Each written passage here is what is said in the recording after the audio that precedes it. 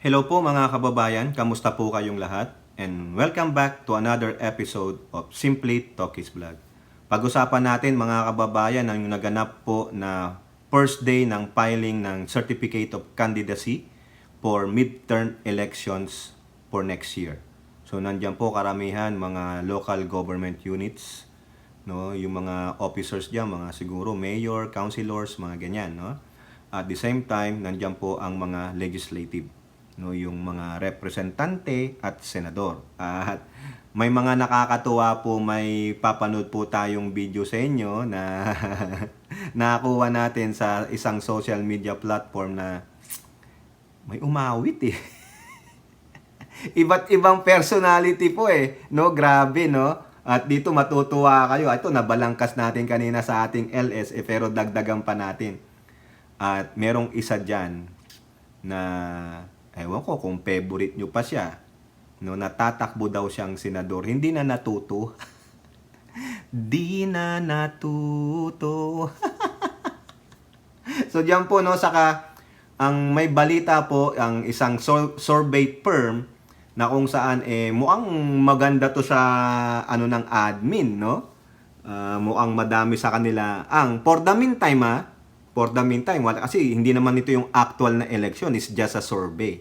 Okay, ilan lang ang na-survey dyan? 2,500 o 2,500. Okay, so bago po tayo magpatuloy, tayo po ay magbibigay pugay at pasalamat sa lahat ng ating channel members, followers, subscribers, nagla-like at nagsishare ng ating mga videos, sa mga nagbi-video replay, sa mga nagsishare ng kanilang blessings, at ganun din po sa mga nakakasama natin sa ating mga video premiere at live stream. Maraming salamat po sa inyo, and special shout out to the all OFWs and to the men and women in uniform, at ganun din po kay Kai, kay Elora at kay Tita Aurora at sa buong bayan ng Palawan, Zambales at Norte.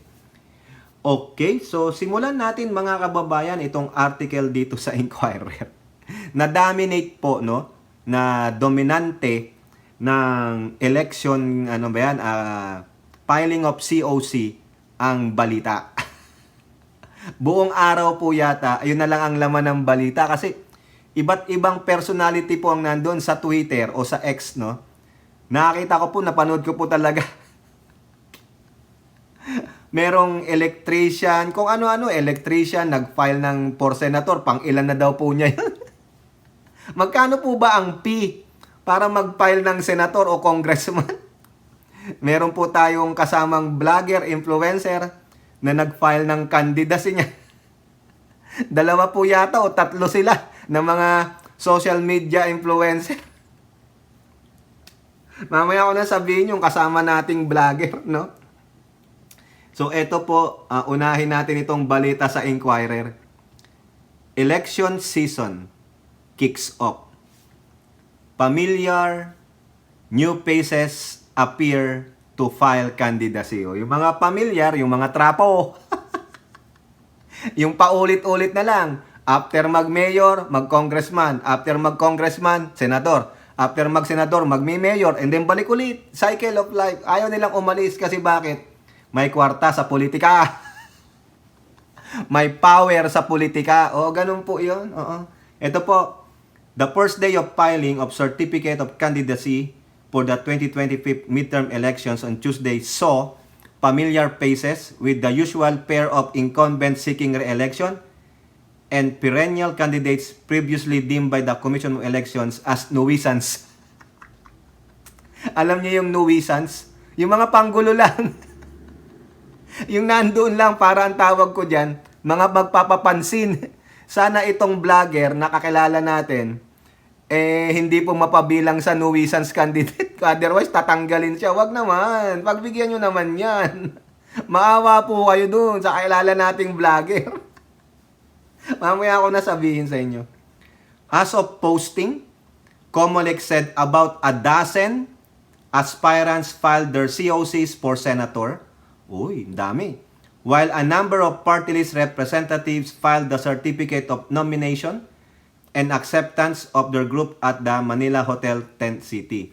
Sabi nga dito, yung isa lang nakalagay dito, Comelec 3,259 aspirant candidates filed for COC on day 1. Pero nyo, 3,200 na sila. Ang dami no, grabe. No, ang daming mga, hindi ko alam kung legit yan o panggulo yung mga yan. Grabe mga kababayan, saglitan nga natin tong article na to. Nakakatuwa eh. Oh, sino ba tong mga to? Hay nako, ilan ba ang bakante na pipil upan ninyo? Mga walang ya kayo. No? Wala, nagbibilang lang pala ang Comelec, no? Grabe oh. Ang dami mga kababayan. Pero so far daw, during this time of writing, 3,200 na. O 3,259. O ito po ang sabi ng Comelec spokesperson na si John Rex Laudianco. Noted that the filing of CFC and CONA in Manila and other areas nationwide are peaceful and orderly, albeit a bit slow. Talaga. Although not too many tendered their COCs and CONAs, this is a normal situation for day 1, sabi ni Laudianco. Ang una pong nag-file dyan, no, sinabi rin natin to sa ating LS kanina, ang unang nag-file para sa pagiging senador ay si Agri Representative Wilbert Lee. Si Lee. Dozens of Lee supporters sumama daw sa kanya. Sinundan ni Tolentino. Ayan. Grabe itong mga to. Several personalities with some previously deemed as nuisance. Yung mga personality ng mga, meron pa nga doon, kamukha daw ni Sarah Pusit eh. Gumaganong-ganong pa eh. Gumaganong-ganong. Yung parang akala mo, sabi ng Mandaluyong krong-krong, sige, punta muna kayo doon, manggulo muna kayo. Yung mga may ganon, yung mga may saltik, mga nuisance, punta muna ka, sige, pagbibigyan namin kayo, para naman may panper doon. Di ba, may dons, may panper, For having insufficient political machinery, added color to what should be a solemn event. Siyempre naman, kailangan na may magpapatawa dun. Eto yung panonoorin nyo mamaya, ha? A certain Daniel Magtira, who claimed to be actress Chris Aquino's husband and a fiancé of Senator Jaime Marcos, filed his COC for senator. On the podium, Magtira also belted out a tune of his own composition which he dedicated to Senator Marcos, drawing suppressed laughter among the audience. Tingnan nga natin, pag makopyright tayo mga kababayan, tatanggalin na lang natin. Tingnan natin tong ni Daniel Magtira. Nakuha ko po sa Twitter, sa post po ng News 5. Hopefully hindi tayo copyright. Pag kinopyright tayo, tatanggalin na lang natin. 3 minutes din to pagtiyagaan nyo Teka muna. Eto, dito na lang. Yung portion ng pagkanta na lang niya. Ito daw, isa sa mga plataforma niya. Ang sakit sa ulo mga kababayan Isa daw sa plataforma niya ito. Pakinggan nyo makinig kayo maigi hopefully hindi tayo makopyright ng News 5 visit. Isa rin sa plataforma di gobyerno ko ang magpirma sa recording contract. I need you in my life. Life is meaningless without you. I will love you until death. I will always love you. My love is pure. I'm happy being with you forever. To love and to be loved is the most wonderful things. Welcome into my world. Don't tell my heart to stop loving you. Keep my happiness lies in your hand forever. I love you with all my heart forever. I cannot forget you forever. Sir, time is up na po. Ayan po, mga kababayan. Tabay sabi ng babae, tapos na po, time is up. Ano pong masasabi nyo? Isa rin daw sa mga, yung programa niya, ang makapagpirma ng record level. Manong, tama po ba yung napuntahan nyo? kaya sabi dito sa report ng Inquirer, nuisance. Ang sakit sa ulo nitong mga to. Mga kababayan, antindi mo, Daniel Magtira. Ayos. Oh, eto pa. Eto pa, sabi ng Inquirer. Sans political machinery. A security guard and an electrician also filed their COC. O sabi ko nga sa inyo kanina sa LS it is their right, it is their freedom. Di ba? Wala naman Okay lang, mag-file ka. Gusto mo, may pambayad ka ng filing, pwede na. To formalize their bid to join the country's upper chamber. Security personnel Phil De Los Reyes filed candidacy once more to advance the right of his fellow security guards. Dapat nag-party list ka. Baka wala naman siyang pera na 2 million, no? He was declared nuisance when he ran for senator in the... Hindi na nadala. Talagang ipaglalaban niya, mga kababayan. Ito naman, Alexander Encarnacion. Meron pong video tong haba 5 minutes kasi pinagsasalita sila An electrician and a carpenter promised to put into use his invention. Ay, may invento. Baka naman doon ka sa sa DOST ka. Which could monitor all crimes once elected. Ay, talaga naman Grabe, mga kababayan. Antindi nito mga to. Antindi nyo. Ay, gusto ko yon. Maidons. Gusto ko yon. Gusto ko yan yung matatrack mo yung mga all crimes. O tama-tama para wala nang Kiboloy at Harry Roque. Wala nang patago-tago, di ba? Alang ya, Antibay naman ito. Nakakatuwa po sila, mga kababayan. Di ba? Ngayon po, isa po dyan sa mga nag-file, mga kababayan, ay yung kilala nating vlogger. Even though hindi niya naman ako kilala, kasamahan po natin yan. Siyempre, vlogger, influencer Si Models of Manila.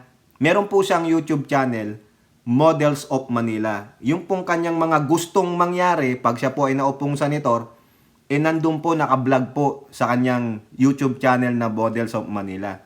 So, hopefully, matalino naman yung tao na yan, no? Saka may sense naman yung mga pinagsasabi niya. Panoorin nyo na lang yung vlog niya.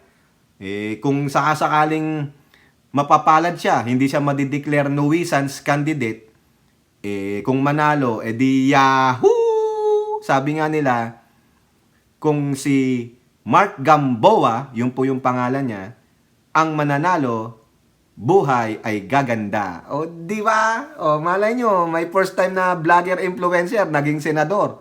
Pero sa background po ni Mr. Mark Gamboa, hindi lang naman po yan vloggers influencer, no? May utak po yan, no? At siguro may mga supporter din siya na inudyukan siya, tumakbo ka. At least huwag sanang ma-declare na nuisance candidate. Sana naman, Mark, no?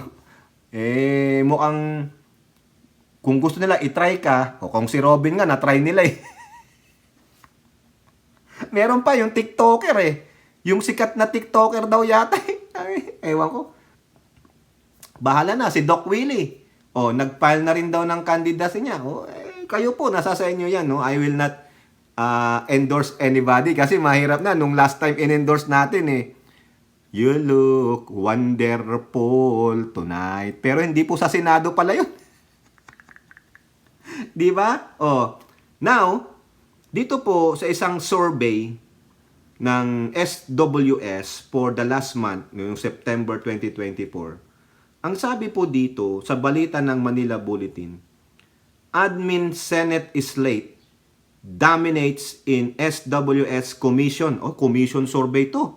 May nagpa-komisyon. May nagbayad dito.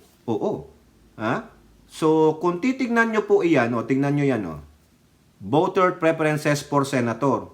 So, yung mga nasa admin, tingnan nyo na lang po yung September, wag na yung March, Number 1 pa rin si Erwin, si Tito Sen, si Pia, si Aimee, hindi naman po kasama yan, no? Si Lacson din, ewan ko, no? Independiente siya, no? Karamihan dito ay na-dominate ng slate ng Pangulo, which is good, no? So, napakaganda niyan. Pero sa aking opinion, dapat Hindi nyo na binoboto yung mga Maka-Duterte at si Digong dyan. Dapat tanggalin nyo yan. Si Amy Marcos, si Bongo, si Tolentino, si Bato. Mga walang kwenta po yung mga yan. No? Yan lang masasabi natin dyan sa admin slate na yan. Okay? Now, aside from that, no, meron ding pong ginawa ang COMELEC. Nagtanggal po sila ng 42 party list for 2025, no? Ito po sa balita ng kaninang ginamit ko iba pero ito na lang po no sa politico.com.ph. Sabi diyan, COMELEC deletes 42 party list for 2025 polls. O ayan, o. The Commission on Election has delisted and canceled the registration of 42 party list organization ahead of the 2025 midterm elections. In the resolution, ito po yung dahilan ha. In resolution number 11071 promulgated on Tuesday, the COMELEC NBank said these groups, yung 42 daw po, had been stricken out of the party list race after failing to join in the last two elections. Hindi daw sila nag-join ng last two elections. Obtain at least 2% of the votes cast for the party list system or secure a seat in the second round of seat allocation for the party list system in the last two preceding elections. So, hindi po nila na-meet yung mga criteria na yon, kaya sila po ay tinanggal. Wala na po sila. Oh. Of this number, 31 groups failed to obtain at least 2% of the votes cast for the party list system or failed to obtain a seat in the second round of seats allocation for the party list system in the last two proceedings. So 31 daw po sa kanila. So hindi na natin to babasahin kasi napakarami po. However, no, may tinanggal nga silang 42. However, ang sabi po ng COMELEC, as of now, meron pong 160 party list na active na mukhang masasama po sila diyan, no? Okay? So, kumbaga, isa lang yatang party list ang iboboto ninyo eh. So ako ang pinipredict ko lang mga kababayan ha. Ang pinipredict ko diyan baka makapasok ang party list ni De Lima, mauupo siya kasi siya ang first nominee at baka si Chel Jokno, no, yung akbayan kasi si De Lima mamamayang liberal eh.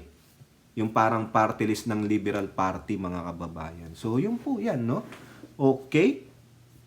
So, napakaganda nitong mga...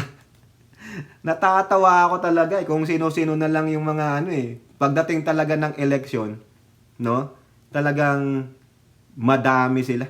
Madami ang mga nuisance. Okay? So, at least kahit papano, mga kababayan, nakikita natin kung sino-sino to, no? Dito nga sa Impact Leadership, nagbibigay na sila ng mga credentials ng mga politiko, no? Ang dami nito, tulad nito, si Tolentino, tignan nyo po yan. Di ba? Natin babalangkasin lahat yan. So, ang tanong dyan, sa inyong opinion, base dito sa mga qualification ni Tolentino, siya ba ay iboboto nyo? Ha? Ayan. Isasama nyo ba siya sa top 12 ng inyong mga senator? Ito, si Wilbert Lee, siya yung nauna. Yan. Ito, kinukuha natin ito sa Impact Leadership, mga kababayan. Pinapakita ko lang sa inyo. Eto pa, yung Liberal Party. Actually, si Bam Aquino, may sarili na tong partido no? Si Kiko Pangilinan, tatakbo yan. 150 laws pass. Pero ang isa sa mga black eye ni Kiko Pangilinan ay yung kanyang Child Protection Act na yung bawal kasuhan yung mga minor na nakagawa ng krimen. Si Bam Aquino, yan, 51 laws pass. Sigurado ka bang lahat sa kanya yan o baka mga co-authors lang sila? Di po ba? Ngayon, itong pinakaano dito mga kababayan, no? Sa tingin nyo, yung mga tatakbong senador, kasi mahalaga yan yung sa mga LGUs, bahala na dyan yung mga nasasakupan nilang mga botante. No, hindi tayo pwede, wala akong i-endorse na mayor, councilor, so whatever. Wala rin akong i-endorse na mga mambabata sa inyo, lalo na ang mga congressman or congresswoman kasi kanya-kanyang distrito yan. Pero sa senador, ayaw ko na pong mag-endorse kasi nayari tayo kay Robin Padilla. Nabudol tayo ni Robin Padilla. Kaya sa inyo, Ang importante dito ay suruin nyo po. Magsuri po kayo maigi. Kung yung bang mga tumatakbong senador, mga Makabayan Black, mga Progressive Group, at kung sino pa, o si Doc Willie, ayan o, sabi po dyan, si Doc Willie tatakbong senador, no? Nasa sa inyo na lang po yan. Kayo na po ang magdesisyon. Kung gusto nyo silang i-endorse sa pamilya nyo, sa kaibigan nyo, make sure that you are voting the right candidate. Hindi yung, ay, kakilala to, kapartido to. Hindi. Kailangan magbago na tayo ng concept ng ating pagpili sa mga legislator natin kasi yung iba talaga nabudol tayo ng husto, mga kababayan. Ayaw ko na rin pong magrekomenda sa inyo kasi mamaya, ay, nirekomenda mo, masisitalo tayo, mga kababayan. No? Para yung sa akin na lang, kung ito lang yung iboboto ko, ito na lang ang iboboto ko. No? I don't wanna endorse anymore. Bahala sila dyan, no? Kasi yung iba dyan, trapo. Yung iba dyan, pangangakuan tayo na gagawin namin ito, bla bla bla, bla bla bla. Pero pagdating nakaupo na, tingnan nyo nangyari. Kay Bato, kay Go, kay Aimee, mga maka-Duterte pala, pinoprotektahan si Duterte at Kibuloy. At so far, wala pa naman silang ganong naipapasang batas. Di po ba? O ito nang masakit dito. Yung tinanggalan ng mga komite sa lower house. Yung defender ni Sara Pusit. Yung makikipagsapakan kay Paduano. O eto po, sa politiko, si Sagip Party List Representative Dante Marcoleta. Ang sabi niya, wala na pong atrasan ito. Marcoleta, Turan por Senator. O, yun mo, hindi na to natuto. Nung nakianib siya sa unit team bilang senator, nag-back out. Dahil tinitingnan niya daw yung survey, hindi siya maka-crack down sa top 12 kaya nag-quit. O ngayon, anong sabi niya? Totoo ba yan sasabihin niya? During the course of this, campaign, hindi ka maka-crack down ng top 12. Hindi ka ba aatras? Itutuloy mo na yan? Di po ba? Ay nasabi niya, wala na pong atrasan ito.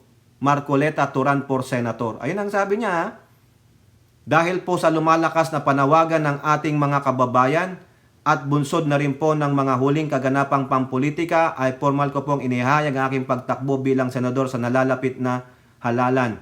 Wala na pong atrasan ito. O, hindi niya nireveal kung anong parte niya. Alam mo, Marcoleta, kathang isip mo lang yan na lumalakas ang panawagan ng mga kababayan natin na tumakbo ka bilang senador. Hindi. Wala po. Yung pagiging partisan mo bilang isang Duterte defender, yun ang panawagan na ikaw ay tanggalin dyan. Oo. Mas malakas ang panawagan na wag ka nang maging isang legislatura. Yung tawag niyo, mga congressman or senador. Kasi ikaw ay isang naging partisan. No? Mas pinoprotektahan mo ang interes ni Duterte. No? Tulad ng ginawa mo dun sa budget hearing. No? At dun sa good governance hearing na komite ni Joel Chua, no? Wala, sinira mo yung iyong political ambition . Ikaw na rin mismo ang sumira sa iyong political career. Wag po kayong pagugoyo dito sa sinabi niya na lumalakas daw na panawagan ng ang nananawagan lang yung mga kakampi yung mga DD shit. Pero ang mayorya wala po. Oh. 'Di ba? Ang tanong diyan ay i-endorso ka ba ng ng mga kapatirang iglesia? Di ba kasapi ka ng iglesia ni Cristo? I-endorse ka ba nila? O, titingnan natin, mga kababayan. So yan po, no, kayo. Anong masasabi nyo dyan? Doon sa mga nag-file ng candidacy, may mga nuisance. Yung si Daniel Magtira, yung sinabi niya, asawa daw siya ni Miss Chris Aquino. Ay, Miss Chris Aquino, alam mo ba yun? At siya daw po ay fiancé ng ate ng bayan nyo. Alam nyo rin po ba yun? Umawit pa. O, di ba, ang daming nuisance. Etong si Marcoleta, palagay ninyo. Susulat nyo ba yan? Nakita nyo naman ang ginawa niya. Di ba? K9 siya ng Duterte. O, kayo po, mga kababayan, ano po inyong masasabi? Comment down below. And don't forget to like and share. Hope to see you in the next videos. Bye-bye. God bless.